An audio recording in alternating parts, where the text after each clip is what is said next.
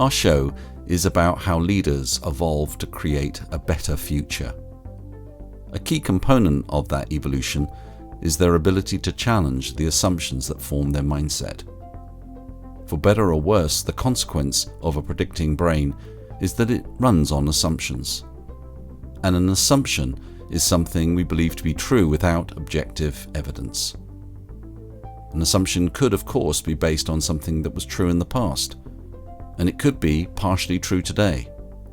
But surfacing and challenging the assumptions that define our beliefs lies at the heart of human progress. In this show, we talk to somebody who is challenging the conventions of how a business can operate. Gil Winch is a pioneer in empowering disabled and marginalized people to create successful commercial organizations. Undoubtedly, there is a strong purpose-driven element in his work, which is inspiring. But even if this doesn't immediately appeal to you, listen in to understand the core assumption busting that's enabling innovation at work here. How could you apply this to your mindset and unlock the limits of your future leadership?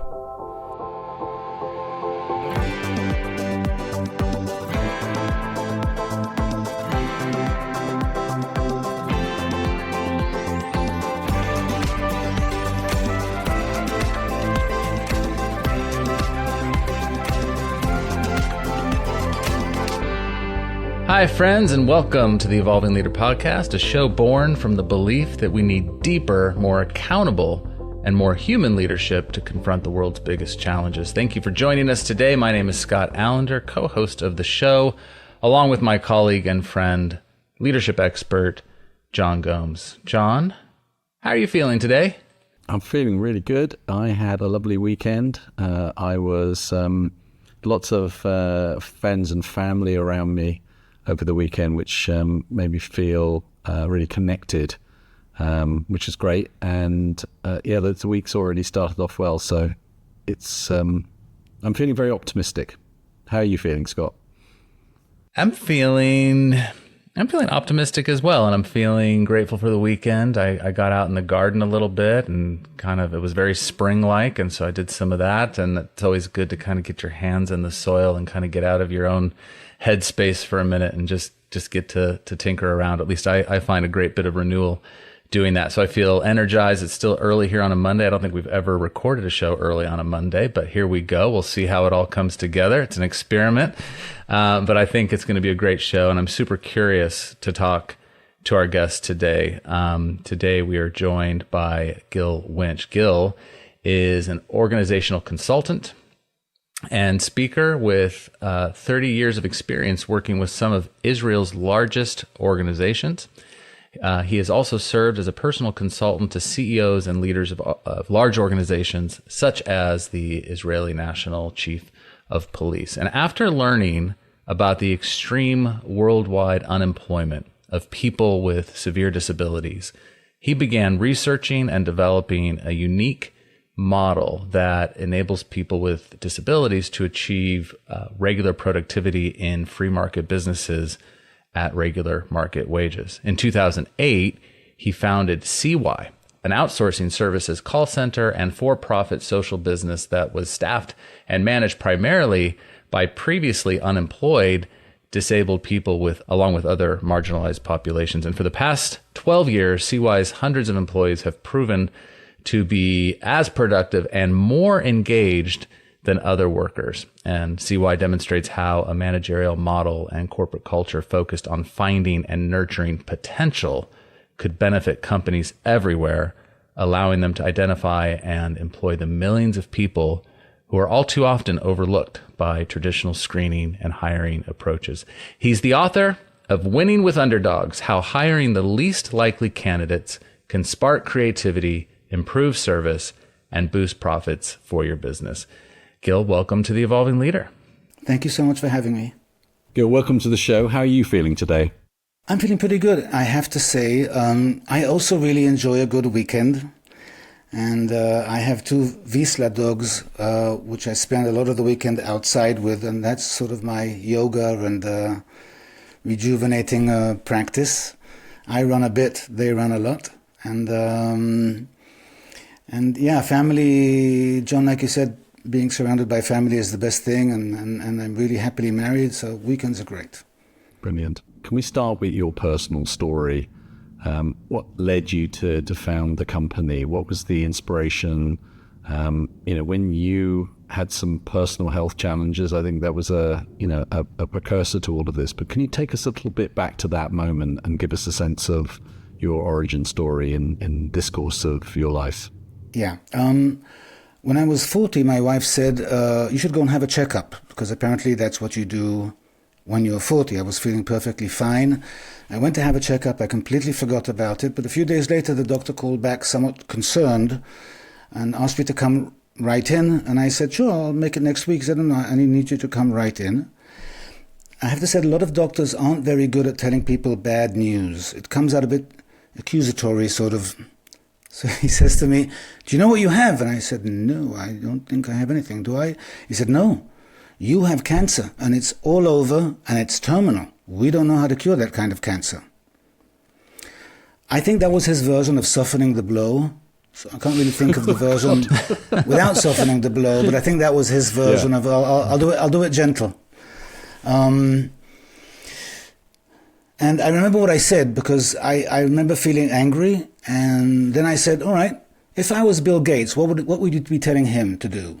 Because I thought, let's cut down to the chase and see what are the options. And I think when people give you really bad news, especially health bad news, then it seems like someone's taking control of your life from you in 1 second, and now the doctors are running your life, or what's left of it, and telling you what you can and cannot do. And I think that's one of the most difficult things about the whole thing. And it took me 2 or 3 weeks to come to terms. And after 2 or 3 weeks, I realized I'm not coming to terms. I will not come to terms. The doctor was correct in the diagnosis. The biopsy was as he said. I did have it all over. But I thought, this was a long time ago, but I thought in modern days, you can't tell people that something isn't curable, because we have new things coming out all the time. And that just, making people depressed, and that's not what I want to be. And I decided I want to, in modern medicine, there'll be the first guy who lives with this, and I want that slot. And I decided, I was thinking about what can I do in order to earn that slot. Not in a cosmic way, just, the best thing I can do to give myself the best chance. And I thought, well, 2 things. I have to strengthen myself physically, and I decided to start running, because that's the easiest thing to do. And have you guys heard of people who started doing a sport in midlife and found out they were really good at it? Well, that's not the case here at all. It doesn't apply to Scott and I, no. It doesn't apply to me either. I'm not good at it at all. I just persevere. All sorts of people that are heavier and older overtake me. But running is good. You don't have to prepare anything. You can just go out and do. And I started running, and I still run 5 times a week today, and it's been very beneficial for me. And the second thing I thought of is I want to find a social project which I can really sink my teeth into. It has to be something that I can influence by doing and not by giving. I'm just not rich enough to have any influence by giving. And it has to have a really, really long-term agenda, because I want to be done in 50 years, so I'll have something pulling me forward for 50 years. And very soon afterwards, I ran into a friend who said, by the way, there's this statistic I heard that the most unemployed population in the world are people with disabilities. And to be truthful, it sort of sounds, well, there's no surprise there. People with disabilities, especially severely disabled, people with disabilities, out of work, it sort of makes sense. And I just forgot about it. But the evening, it came back to me, and I said, yeah, but if I think about it, it just doesn't make sense anymore. And I'll explain why. 80% of the people who are legally blind have enough sight left to function on a computer, which is what most people do at work. So why are they, by and large, globally out of a job? Why are people in a wheelchair out of a job? We're not doing the agricultural, and mine sort of work anymore. Why are they out of a job? 1/3 of the people who are people with disabilities have emotional disabilities. Most are compliant with their medication. Why aren't they working? And 70, 80%, it doesn't matter what country you look at, those are the figures. And I realized a few things in the next few days, that what we have done globally as a society is we've taken our weakest link, at least medically, and we've imposed upon them two horrific additional hardships. One, we've turned them into the poorest amongst us, because unless you're Swiss, always pensions will be below minimum wage in every country in the world. So you're making people the poorest of the poor, really, should I do medication or food in the evening, kind of poor. And maybe even worse, we've totally isolated them. When you get to be 18, 20, you leave home, you go to school, you go to work, you're out there. But nobody wants you when you're disabled. You just stay at home, and it doesn't matter what your disability is. The fact that the whole world doesn't want you and you're stuck in the prison of your home does horrific things to anyone's personality, pretty much. I mean, any self-confidence, self-efficacy, they all go down the drain after year after year after year of sitting at home and nobody wants you. And I also understood that it's about 1 billion people in the world. It's 15% of our brothers and sisters and parents and loved ones, 80% of which are rotting and suffering with no life, very depressed in their homes. And once it occurred to me that it can't be the disabilities that are the bottom of this, because in a modern world where you can just sit and work on a computer, most people seem to have the ability. So there's a mystery there. Why is everyone everywhere out of work? I mean, if you think about it, it's 15%, so 15% of the ministries of welfare in the world have a close relation who's disabled. Why have they never done anything? And 50% of the big CEOs in the world have a close family relation who's probably disabled. Why has no one addressed this? And it seems like no one had addressed it.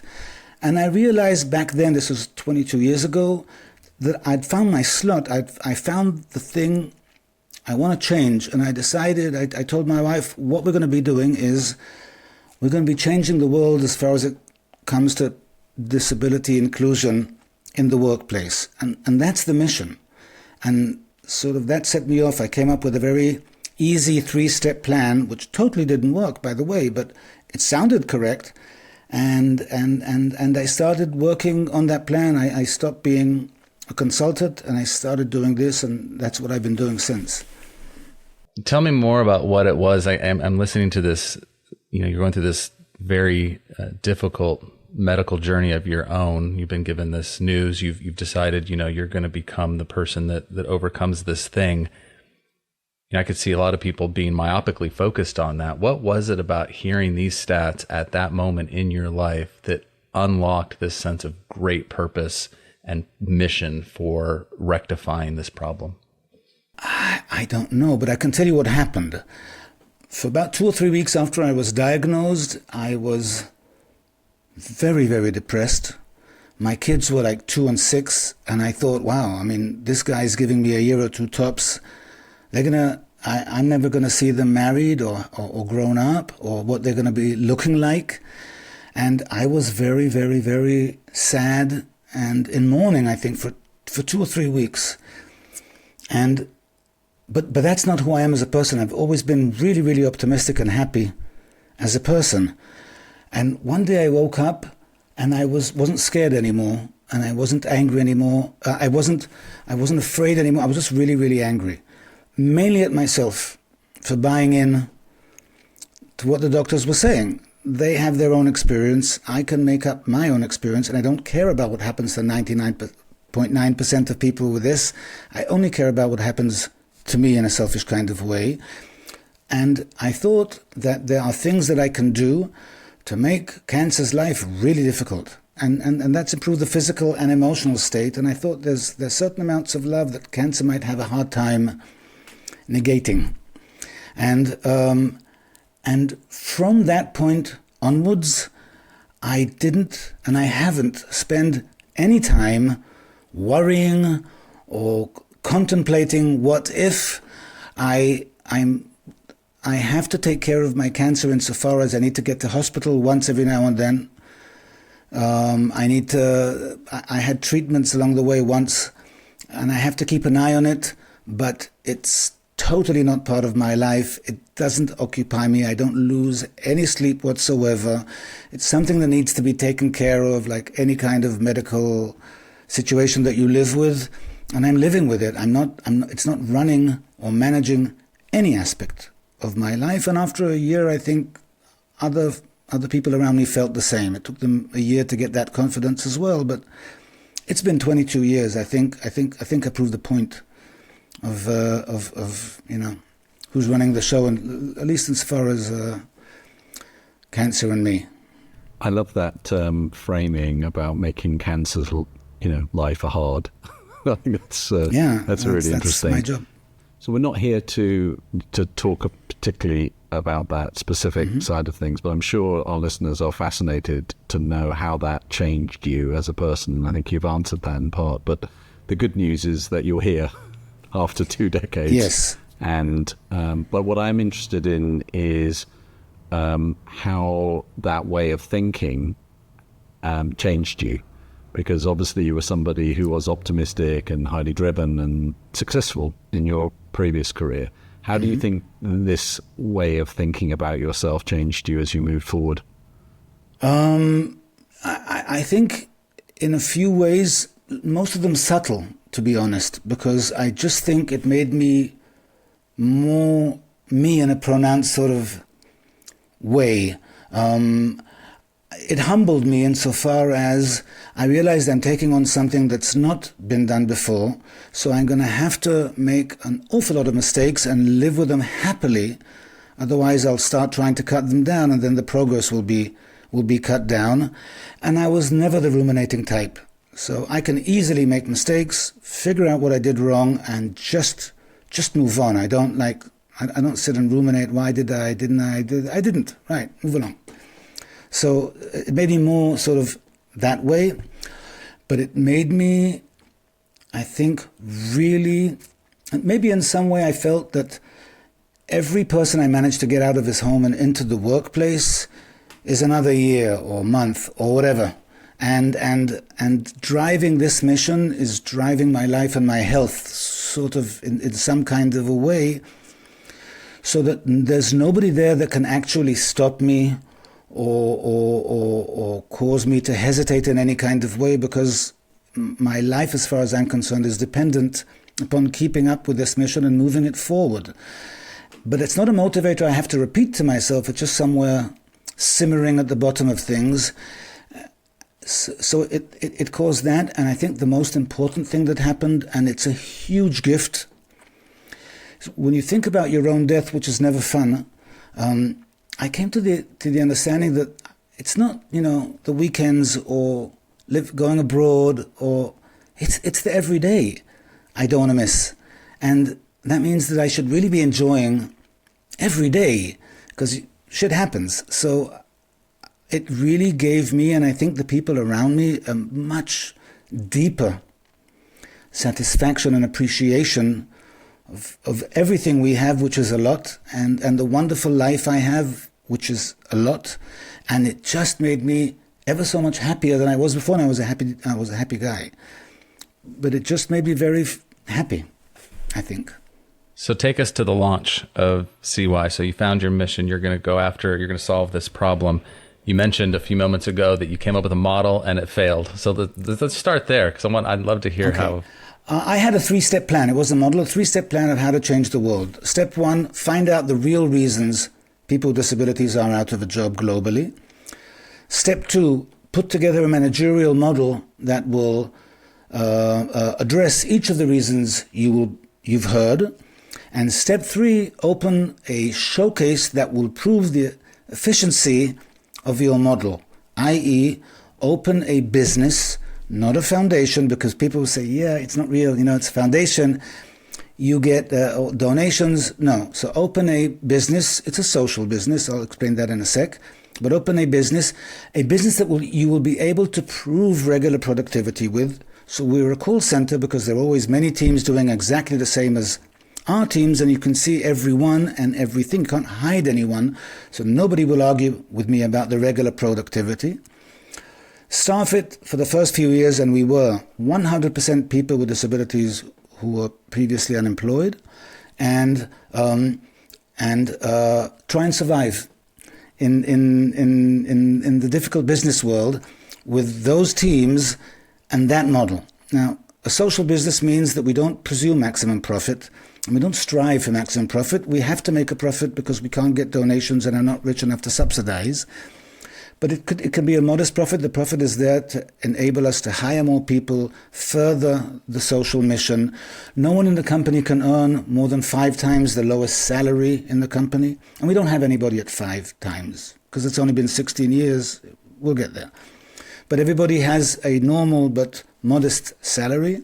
And that's the idea of how our business looks. But the whole managerial model makes us do pretty much everything corporate world does in the opposite fashion. Our job, our wanted ads are different, our screening is different, our onboarding is different, even our termination, and we fire people, is different. Everything is different, and we need everything to be different in order to succeed with people who haven't succeeded before in regular businesses. So what did you do then? What was the first few steps in I started interviewing people. And I started putting together a map of the real reasons they are out of a job. And this is the truth of it. All the countries in the world pretty much follow the following logic. If someone, disabled person, is out of a job, then maybe they lack like something physical, like a ramp or software. So we'll provide that, countries say. And if they're still out of a job, then maybe they lack opportunity. We will provide opportunities, countries say. But if they don't need any kind of accommodation, or adjustment, and we've provided opportunities and they haven't succeeded with them, well, apparently they lack ability, and just let's move on. That has nothing to do with the real reasons people with disability are out of a job. I found 3 clusters of reasons with the first 50 people I interviewed. Since then, we've interviewed probably over 20,000, which is statistically robust. Hasn't changed. The map is the same. But I have yet to hear of anyone else in the world creating such a map, just asking people, why are you, and trying to understand the real reasons and putting them down and seeing what the real reasons are so people will know what to cater to. But I don't think anyone's actually done that but us, which is weird if you ask me. But so we came up with 3 different reasons, and our whole model was about catering to them. The second stage was really building the model, which took me a bit longer because one of the reasons is post-trauma. And even though in psychology there is no such thing unless you are under some kind of life threat, and I was talking to people that weren't under a life threat, but they were all post-traumatic in behavior and symptomology. So how do you cater to that? And my third step was open CY, which is in Hebrew, able to do anything, but I'm just, there's so much going on that I just call it CY because I'm a compassionate person. And try and survive and prove to the world that you can take the Paralympic team and actually podium with them on the regular Olympics if you manage them differently. And that's what we've been doing for the past 16 years. It took me a few years to come up with the model. In 2008 we started, and we've been going for 16 years. We have a few hundred employees. Nowadays, 2/3 of managers and staff are people with disabilities, usually severe disabilities, and the third are not. But they're all underemployed populations. We have a lot of ex-cons, a few currently incarcerated people, but we are limited in how much we're allowed to have in the same sort of premises. Samaritans, 30% of our managers are Muslim women. Everybody who feels a bit out of place elsewhere is invited to try out for us. I don't manage who gets accepted, but that's who turns up, and the people who pass the screening, that's who we hire. But we're a regular business, so I don't know of many other regular businesses that aren't foundations that 2/3 of managers and staff and employees are severely disabled people who've never worked before. I think we're unique in that sense, and I'm sure that we're unique in the model we use. Can we just go back to the kind of that first step and the three underlying reasons? Okay, they're interesting. I'll go through them briefly. One of them is attendance. Now, single parents also have attendance problems, but with people with disabilities, they're idiosyncratic completely. People who need a kidney transplant and have to go through dialysis turn up twice a week. It's not always the same days. So they either go into screening saying, I can come twice a week, and people say, well, no, don't bother. Or they don't, and then they can't maintain. Most people don't think about this, but people with a walker, they can't function when it rains, because unless there is total coverage between the station, public transportation station, and the building they're going into, they go slowly. And if it's raining, they'll get wet, they'll get sick, have to go home anyhow, so they don't turn up. When you go to screening and say, yeah, I'll be a great employee unless it's raining and then I can't turn up, it's not a popular thing to say at screening. And again, either you say or you don't say, but people with Crohn's disease and some of the psychiatric medication makes you unable to get up early in the morning. And in Israel, life starts at 8, and you're not going to wake up before 9, so you can't come in the morning. Either you'll mention it or not. This one needs physiotherapy, he can't do this. This one, we have a large group of women who've been really badly abused, and they don't like it when it's not completely light outside. So in the winter, some of them live 2 hours away, that narrows. Everyone has their own attendance issue. And because they're not all single parents and it's different, they either say to employers what the issues are and it hinders them, or they do not, and then they can't maintain. So that's one. The second one is poverty and pensions, and I'll explain it this way. It's very difficult if you haven't worked for a while to collect all your bandwidth and focus on getting the skills of a new job if you don't know what to feed your kids in the evening because you're so poor. You don't have the bandwidth to sit and focus in a classroom like other people when you are surviving today as well. And if you think about it, pensions can range, from this to that in every country. And in order to get the maximum pension, what do you have to do? You have to convince a bunch of professionals that it doesn't matter what your disability is, you have no ability. It doesn't matter if you're legally blind or you're sitting in a wheelchair or what, you have no ability, you cannot work, you need that pension. And in order to be really convincing, and these are professionals you need to convince, the first person who needs to buy into your lack of ability is yourself. It quickly becomes a self-identity. It's as if each month of pensions is an intensive training camp of how to never work again. Now, without those pensions, people will starve. But getting those pensions create a sort of self-identity that's very difficult to change. And if they get a job offer the next day, how are they supposed to, within 24 hours, no, I actually decide they do have ability, and no, that was not them. Now, it's really difficult. And the fact that you don't have that much bandwidth because you're in survival mode, and the fact that you have such a deep, often self-identity of inability causes an awful lot of problems. It's not that they don't have ability. It'll take a while to shake off all that dust and change, self-identity and stuff like that. And the third reason is we call it post-traumatic social rejection. And there is no such thing. We call it PTSR. There's no such thing as PTSR. And in order to get a diagnosis of post-trauma, you have to have something threatening physically in the background, and people don't. But I've been interviewing and seeing people turn up with post-trauma symptoms all the time. Most people turning up are on antidepressant medication and anti-anxiety medication after so many years of financial survival struggles, disregarding what their actual disability is. And when you look at the research in psychology, and it's actually interesting research about people who have been marginalized or rejected, after 5 minutes of rejection in the lab or 2 minutes of rejection in the lab, people can lose 10, 15 IQ points in a test they do subsequently. So if this is your whole life, and if this is your self-identity, the huge gap between what they can do and who they can be and who they are at the moment denies them the opportunity to successfully join many a workplace.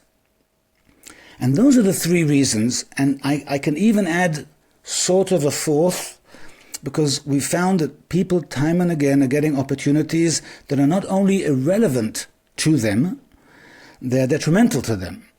Because to take someone who, for instance, is somewhat deaf or has auditory hearing problems, and to put him in a position that needs a lot of communication, he's not going to make it, and the people around him are not going to make it. And to take someone who has a cognitive disability, and to let them do something that is beyond their abilities, because that's the job opening I have, is not an opportunity, it's a hindrance, because it ruins the little self-confidence they might have managed to put together in order to try that job. So we try and educate people. We call it reserved employment for the opportunity deprived. And I'm sorry I'm going on, but I really want to explain this. It's really, really important to me. It's just like reserved parking. The whole concept of reserved parking is some people have less options when it comes to movement. So if we don't reserve a few of the best spots for them, they won't be able to enter the venue. And it's not fair. So we reserve a few of the best spots for them. Most people with cognitive disabilities are out of a job. But they're at home or in a hostel. They make their beds. They clean their dishes. Why can't they be room service people in a hotel? Why can't they be bussers in a restaurant and clean tables and do dishes? They can earn regular wages. They'll do it as well as anybody else. But that's not the jobs they're offered. But if we kept a few of those jobs, then they wouldn't all be out of work. And people who have problems with hearing are nearly all out of work. Now, lots of companies have chat teams, which is a good entry-level job for someone who's never worked before. But unless we keep a few of those available for people with hearing disabilities, then they'll get the other options, which they can't do, and then they'll lose even more confidence, and that vicious circle continues. So we need not only give people an opportunity, it has to be the right opportunity, and we have to help them with those three problems in order for them to make it. But when you do, such amazing things happen with most of them. Can you expand on that a little bit? So as you're talking with people who've gone through deep social rejection, they are over-identifying with their limitations, these reasons you're playing out. Can you give us I know every case must be different, of course, but how do you help to kind of mitigate that and to kind of create that shift in them that you're talking about? We have part of our model is our values and our culture. And they go before the Excel, the spreadsheet. In other words, we live by our values, and if they cause us to lose money, then we'll be losing money. But they come before anything else. And our values are all there to help support our employees. I'll just give you an example. People who've been looked down their whole life, they don't need any more looking down. They need people talking to them at eye level. It doesn't matter what they did or how well they're doing, they need to be talked to at eye level. So in our company, if someone from the outside is visiting and two people are talking, and that outside visitor can tell which one of them is the manager got something wrong. Everything is eye level. And everyone knows that the fact that you're a manager does not make you better in any way. You can have people more intelligent than you underneath you, better citizens than you, better fathers or husbands or wives than you.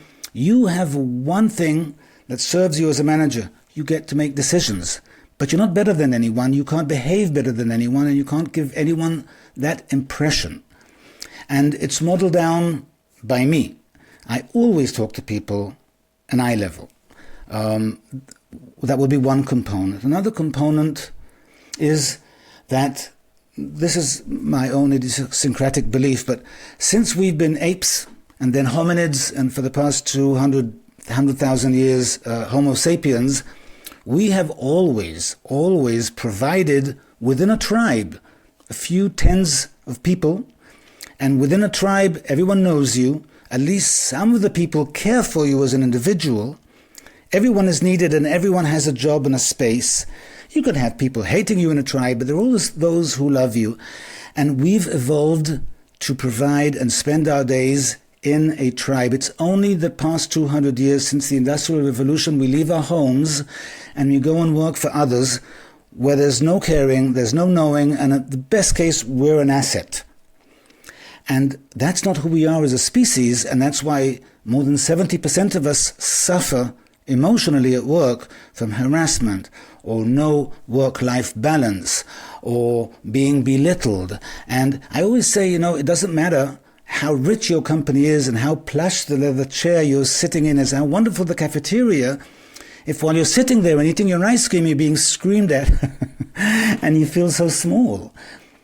That doesn't matter. We need the tribal concept of caring. And I think caring as an individual, not as an asset, is the most important word in management. And yet if you put it in Google Scholar, not one research out there is about caring as a managerial word. It's not even considered a managerial word. And I think that people that feel cared for will give you the best they have for the longest term. I agree as a consultant, the scared people run faster, but they're sprinters. They'll run a couple of months and then, Elon Musk will lose them.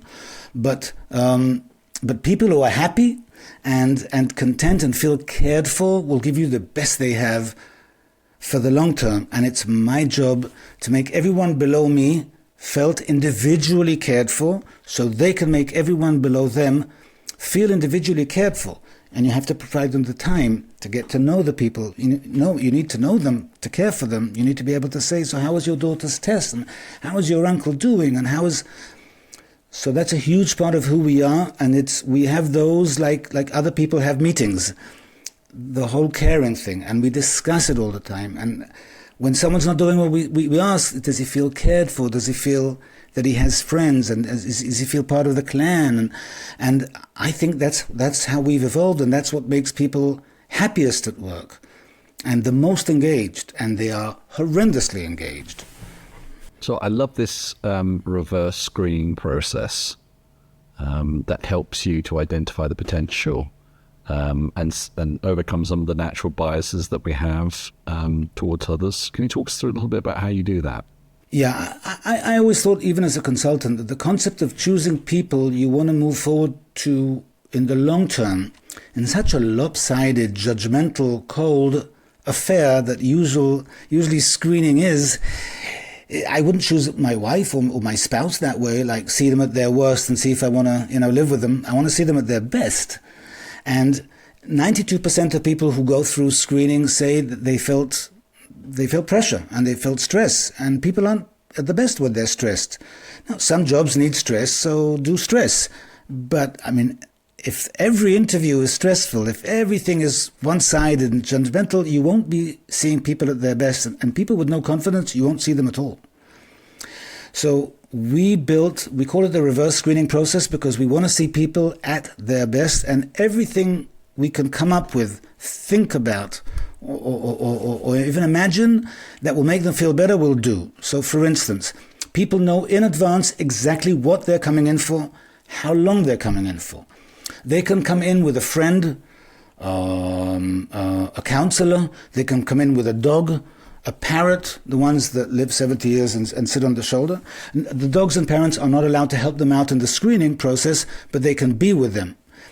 It starts out with people filling out a love and passions questionnaire where they write what their loves and passions are, so the interviewer can sit, and they're treated like VIPs.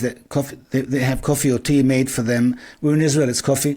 And they get showed around the place, and the interviewer, anything you ask, they'll tell you about themselves, how they feel here. They'll talk openly. They're lovely people. They'll talk to the people about their passions, because people are most verbal and open and forthcoming when they talk about things they love and know about. All the exercises are all built upon home life situations, because people who have never worked, they might decide that service is given like a movie they saw or something. So they don't really know what to do. But you can take any situation you want from your home life and build screening around it. If you want to find people who are good at persuasion, so tell them the building you live in needs a bit of renovation. You need to convince the neighbors to put up some money and go and do that. Or Or you have an aunt who's very, very difficult, and you have to give her the best service ever because otherwise she's a huge complainer, and she comes over and you can really live out everything you want to do, especially for entry-level jobs, and give them situations that they feel comfortable with. And it's a game, it's an escape room. We tell them you will not make it out because we're not going to let you out. We're going to make you fail. But not because we want to see you fail. We want to see, after you fail, what you do, and we'll be helping you out there. And we give them tips when they fail. And, well, why don't you try this? And we want to see what learning modalities they use. And if it sort of like discourages them or they keep on with it, they get to grade us at the end. 1 to 10, how well did we allow you to present the real you? And if you think it was like 80%, so we'll take it. If you say 70, we'll ask, what did we do wrong? What could we have done to make you feel better? And we keep on tweaking. But it's all about being nice and kind and giving people a good experience. So even if they don't get accepted, and most don't, they don't go home traumatized by it, because we'll always say, why not?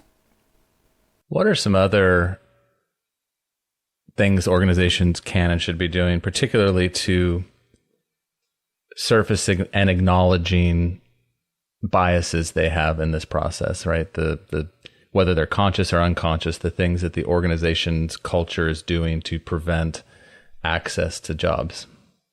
The funny thing about biases in general is that we all have them and we never admit to them, and screening people included. So they'll quote research saying that 50% of screeners will decide your fate the way you walked in, dressed, and sat down. But I'm the other 50% of screeners. I don't do that. And they'll admit that, 70% of screeners, if you have a passion that's close to their passions, that will get you a better judgmental overall, whatever. But that's them, that it's never me. So it doesn't matter how much research you show people about their biases, they're always sure that it's other people's biases. They'll agree, but it's not them. And the only way I think you can really, really handle those biases is sort of eliminate them. And when a screening is over, the person who interviewed the person, if they're not accepted, which again is most people, they have to explain to their boss why that guy wasn't accepted. Because we always say that if their parents were here, the parents would put up a fight and point out this and that. They're not here, we'll do the parenting and we'll put up the fight ourselves. And someone else will do it, and then we'll see if we've been missing something. And sometimes we do. But we'll do everything we can to try and really look at potential. Some people, they can barely talk, but when you look at their background, they finish high school well. And in subjects like history or things that necessitate, discussions, or they're in discussion group. And so how come he's not talking? It's got to be the stress. So we keep on trying. I'll change the subject just for a second. When groups come over, I call it the chairperson's challenge. I give them all a note with a certain kind of disability, and I say the company you work in, the chairperson has a granddaughter or grandson with a specific kind of disability, each got a note. Your job is to find a job in the company which they can do for regular productivity, not necessarily full-time, but they can do for regular productivity because it is the chairperson's grandchild and they asked. Come up with a job, and they always do. And then I explain, the amount of disabled people with grandparents who are chair people, it's very slim, it's very small. We got to afford the others the same kind of thought and consideration as if they did. So we'll take that part. Can we zoom out for a moment and just get a sense of what you've achieved in terms of proving out the model in terms of productivity against other call centers, for example? So this is what happens pretty much uniformly for the past 16 years. People turn up and it's all about their survival. They have to try and survive the job, which they're not used to. If you've never run before, you don't start out with a marathon. And if you haven't sat and concentrated for 8 hours, it's a big ask to do that successfully. You got to. So people at the beginning are very busy trying to survive and do well enough and reach regular productivity. It's a call center. They can always see how they're doing. For some people, that could be 2 or 3 months or 5 or 7 years until they get to that point. But at some point, for most, they get to the point where they feel comfortable that they're doing the job well enough. They can look at others and they can see that they're doing it well enough. And for many of them, what starts kicking in is, well, then I want to do it better. I want to prove that the fact that I was out of work for so long, that wasn't about me. That was all about your biases. So where are the other teams, the regular able-bodied teams? I want to beat them. And we have people who will be looking at our screens to see if they're doing better than the other teams before they go home, because they just want to make the point. And because in Israel, call center work is student work, it's part-time work, usually, and for us it's a career, then we have people stay the long term and they become extremely good at it, better than our customer is at it, and we are considered a hugely valuable resource for our customers because we are really, really good. We don't start out that way. The first few months, depending on the complexity, we're not so good. It takes us much longer to get to where everybody else is. But the minute we get there, we just keep on going and we become better. And so we're a sort of like mid-term, long-term investment, not a short-term investment, too much headache. But after a while, we've never had a customer leave us. We've only had customers grow with us because we provide such good service. It's my employees, it's their get-out-of-jail-free card, this work. And they use it to the hilt, and they use it not only at work. We've had 5 couples, did I mention that? 5 couples met and married in the call center, not always a disabled person with a disabled person. I'm an emotional mess at each and every one of those weddings. Not always a disabled, I mean, it's amazing. We have grandchildren, I call them. And it's amazing to see the camaraderie and the support. You know, I employ poor people, and when the holidays come, some of them will go to a different employee's home and knock on the door and leave shopping bags there because they're a bit better off than they are, and they want to. It's amazing what that community sort of vibe does and creates, and so yeah, it's a different place. Yeah, we had Jonathan Kaufman on our show recently, who's a US campaigner for disability thinking, progressive disability thinking. And when you were talking about the 3 or even 4 kind of underlying insights you gained in your 20,000 interviews in terms of attendance issues and the paradox of ability and the post-traumatic social issues, there's a lot of complex insights there that you have managed to create very innovative approaches to. There's a lot there that other organizations can learn from. What are you doing there to kind of translate that to help other companies? That's a really important question. In Israel, we opened an academy and we train screeners and HR people and direct managers in our model. They come over, they practice with our guys. And it's amazing because they'll practice with 5 people who work for me, screening, and then they'll say, thank you very much, we've learned a lot. We won't be screening people with emotional disabilities because we don't want to employ them, but others. And they'll say, but those 5 people you were really impressed with for the past 3 days, they're all 100% emotionally disabled. Each one was something else. And they go, they are? Well, no, we'll take them. And I always say, well, they're spoken for, find your own, but now you know how. And it really changes perceptions. And people always say it's not a day, a week, it's 2 days a week. It's 1 day with you guys, 1 day recuperating at home, because our employees are really, their life stories could do a Netflix, feature easily, each one of them. And that's one thing. And the second thing is I wanted to get our playbook out there, like you said, John, to the rest of the world. So people, what happens is people get it wrong and then they don't want to try it again. And because they make like mistakes that are easy to fix, a lot of them. For instance, like going one at a time. And if you go one person at a time and it doesn't work out, everybody gets disheartened and they want to try it again.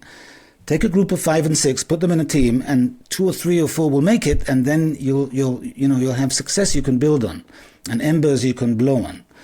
So I wrote the playbook to get it out there, but since it's been out, I've been doing quite a lot of talks and consulting, and I'm not a consultant as far as I don't want to start that business again, but I do want to further our goals, and I talk to a lot of HR usually when they've tried it and it hasn't worked. They'll call me, people who've heard of us, and we'll give a talk, we'll explain. Sometimes we'll come over and help out. But that's since the book has been out. That's been going on. It's been going on a bit, and I find it uplifting, because I'm not influencing one company at a time. I can influence larger companies and more of them at a time when I give a talk to a room full of HR people or whatever. So there's been going a lot of that on, and it's all about spreading the model so people can use it. That's why I wrote it. It's not, I just wanted it out there. Gil, what else should we be asking you in our time left? Maybe you should be asking me about our new strategy, because the old one didn't work well enough and the world didn't change quick enough. There is not one building in this world that has been built with a lot of disabled people working in it in mind. They are for housing, yes, not for work. So having like one cafeteria in a huge floor, it'll take someone with a walker half an hour to get there and back, or one disabled toilet in each floor. That's not relevant for people with disabilities when you have a few of them and there's one toilet and it's all the way over there. There are a lot of people with walkers, they can't get their coffee because it bounces around an awful lot when you're using a walker. On a wheelchair, you just, and go. But on a walker, you can't get your coffee from where you made it to your table or your desk. There are all sorts of little things that shows you that no one's actually done that. And I wanna have or build the first building in the world that should be iconic, look extremely cool, because it's going to be the first in the world. I really want to find, and if anybody can help me with this out there, I'd really appreciate it. I want to find a few Disney Imagineers, people who can think of things that have never been done before, to help me with the initial concept of how this building should look. I just don't know any. You don't have that many Disney Imagineers running around in the Middle East. But if anybody knows any, please put me in touch. I would really love it. And I want to design and build an iconic building that is a beacon of diversity. And I want the first floor to have sort of this sort of outdoor training park, but all about diversity. And where we can teach and we can educate, and there'll be other businesses there that employ lots of people with disabilities, and it'll be sort of like the main place where kindness and inclusion starts a ripple effect. And we had to have quite a big ripple effect in Israel. Every call center started hiring people with disabilities, and thousands of people have found jobs. It got me pissed off because it sort of typecasted it to call centers, and it's just so I can prove productivity. But I want to do that because I've met an awful lot of people with lots of financial ability. They loved what we were doing. We're doing it in a shitty building. But if we were in a cool building, they would want one in their hometown. And that's a great way to spread the word. So that's part of the new strategy which I'm working towards. I love it. Gil, thank you for your time. I feel inspired and just so grateful that you've come on and shared a little bit of your work with us. And for our listeners, if you haven't picked up a copy of Gil's book, do so today. It's called Winning with Underdogs. And until next time, remember, the world is evolving. Are you?